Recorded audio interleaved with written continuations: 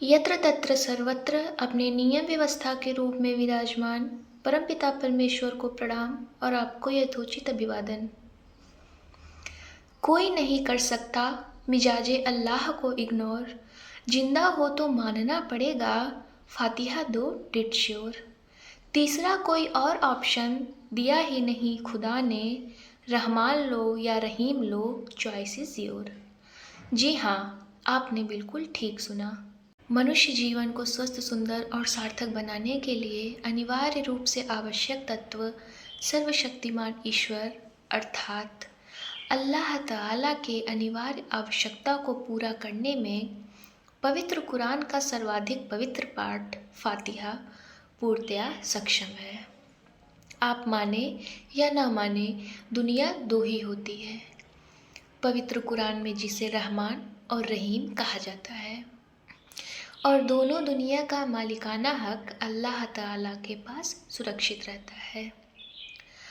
और यह याद रहे कि तीसरी कोई और दुनिया होती ही नहीं है। दुनिया भर के इंसानों को ज़िंदगी जीने के लिए अल्लाह ताला ने दो ही ऑप्शन दिया हुआ है, एक रहमान का और दूसरा रहीम का।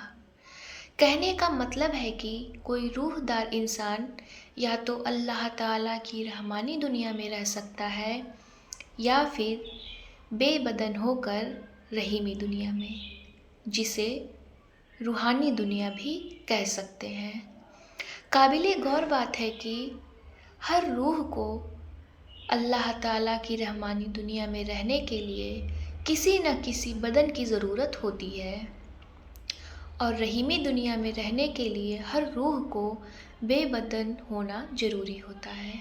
इसके साथ साथ एक सच यह भी है कि सभी बेबदन रूहें अल्लाह ताला की रहीमी या रूहानी दुनिया में रहती ही हों, ऐसा बिल्कुल भी नहीं है, जैसे जिन्न और शैतान वगैरह वगैरह। लेकिन यह ज़रूरी है कि अल्लाह ताला की रहीमी या रूहानी दुनिया में हर रूह बेबदन हो। कैसी होती होगी अल्लाह ताला की रूहानी दुनिया? रूहें क्या खाती पीती होंगी? रूहों की दुनिया कैसे चलती होगी?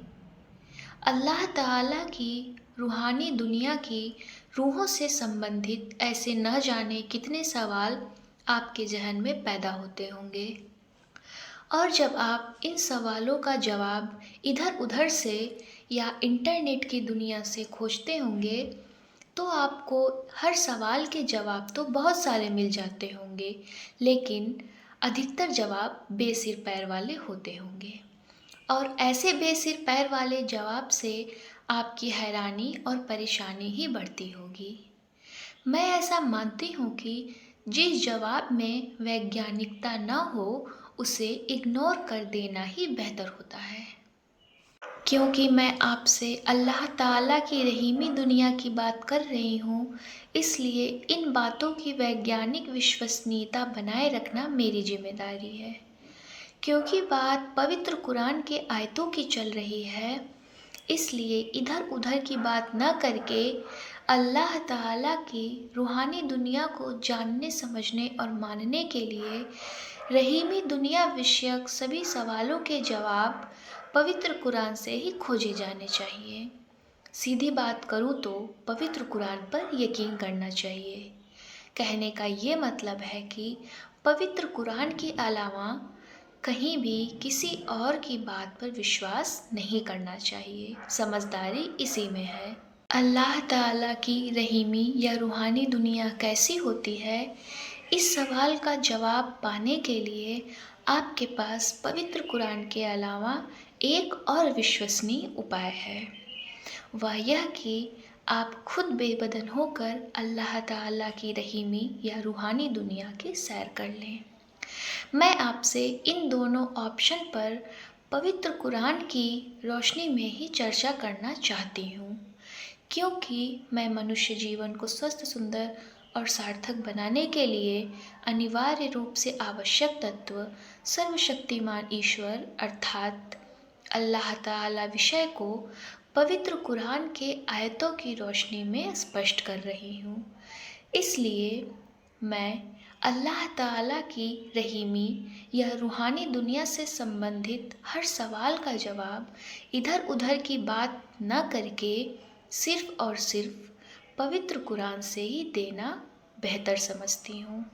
अल्लाह ताला की रहीमी या रूहानी दुनिया कैसी हो सकती है?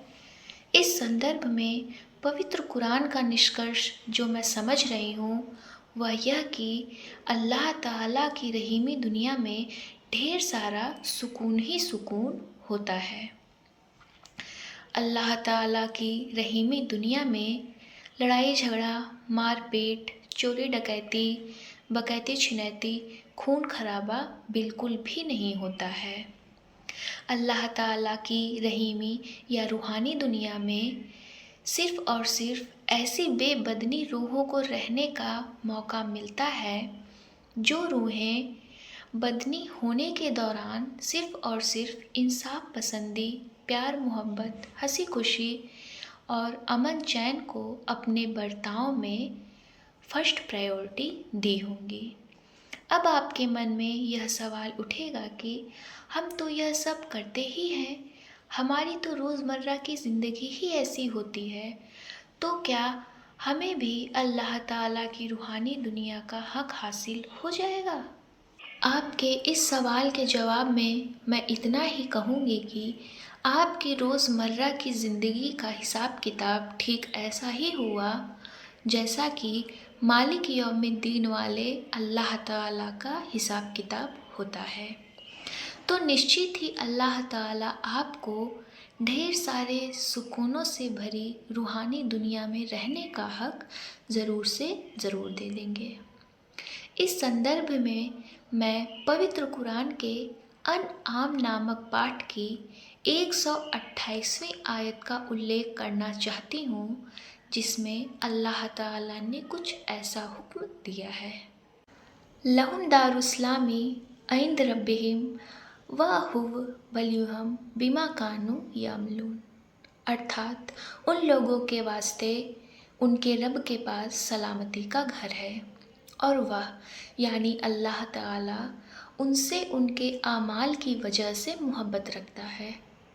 पवित्र कुरान की इस पवित्र आयत का गहन विश्लेषण करने पर जो भावार्थ, तत्वार्थ, सूक्ष्मार्थ, नीतार्थ या कहूँ कि सच्चा मतलब निकलता है वह यह कि दोनों जहान का मालिक अल्लाह ताला है। अल्लाह ताला जिस शख्स से मोहब्बत करते हैं केवल उसी रूहदार शख्स को अर्थात बेबदनी रूह को अपने साथ रखते हैं।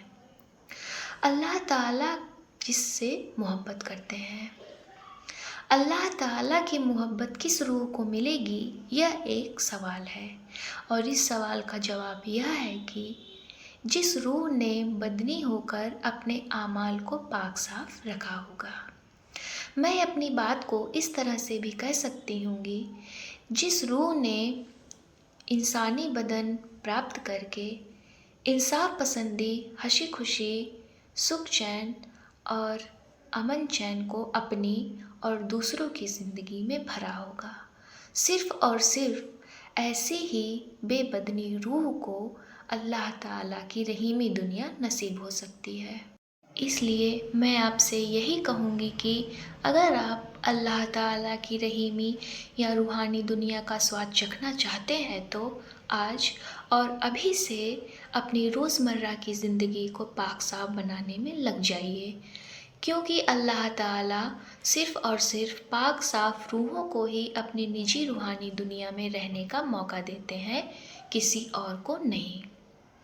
जब अल्लाह ताला ने हज़रत जिब्राइल के द्वारा हज़रत मोहम्मद साहब को और हज़रत मोहम्मद साहब ने आपको आमाली होने का हुक्म सुना ही दिया है तो फिर देर किस बात की। उतर जाइए सेल्फ़ इम्प्रूवमेंट के जंगी मैदान में और हासिल कर लीजिए अल्लाह ताला की रहीमी या रूहानी दुनिया और बना लीजिए अपने मनुष्य जीवन को स्वस्थ, सुंदर और सार्थक। अगर आपको सेल्फ़ इम्प्रूवमेंट करने में दुश्वारियाँ आने की संभावना दिखाई दे रही हैं तो घबराने जैसी कोई बात नहीं है।